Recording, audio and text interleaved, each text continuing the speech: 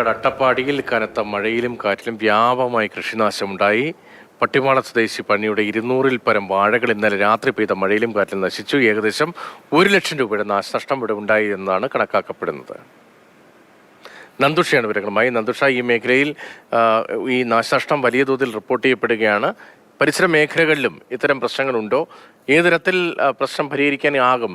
ഈ നാശനഷ്ടത്തിന് സർക്കാർ തലത്തിൽ പരിഹാരം നൽകാനാകുമെന്നാണ് റവന്യൂ ഉദ്യോഗസ്ഥർ പറയുന്നത്. പ്രതീഷ്, കനത്ത വരൾച്ച പാലക്കാട് ജില്ലയിലെ കാർഷിക മേഖലയെ ഏറെക്കുറെ താറുമാറാക്കിയിരുന്നു. അതിന് പിന്നാലെയാണ് ഇപ്പോൾ മഴയും കാറ്റും കൂടി എത്തിയിരിക്കുന്നത്. ഏതായാലും ഇന്നലെ രാത്രിയിലുണ്ടായ കനത്ത മഴയിലും കനത്ത കാറ്റിലും കനത്ത കൃഷിനാശമാണ് പാലക്കാട് ജില്ലയിലെ അട്ടപ്പാടി മേഖലയിൽ ഉണ്ടായിരിക്കുന്നത്. പട്ടിമാള സ്വദേശി പഴനിയുടെ 200 പരം വാഴകളാണ് ഇന്നലെ കനത്ത കാറ്റിലും മഴയിലും നശിച്ചത്. 1 ലക്ഷം രൂപയിലധികം രൂപയുടെ നാശനഷ്ടമാണ് നിലവിൽ കണക്കാക്കുന്നത്. കൃഷിഭവനെ സമീപിക്കാനാണ് നിലവിൽ കർഷകരുടെ തീരുമാനം.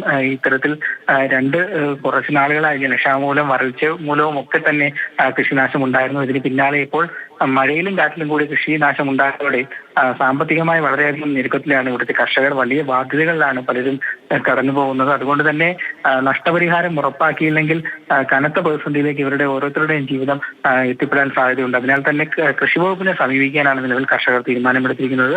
ജില്ലയുടെ ഉടനീളം ഒറ്റപ്പെട്ട ഇടങ്ങളിൽ ശക്തമായ മഴയ്ക്കും കാറ്റിനും സാധ്യതയുണ്ടെന്ന് തന്നെയാണ് പ്രതീഷ് പറയുന്നത്.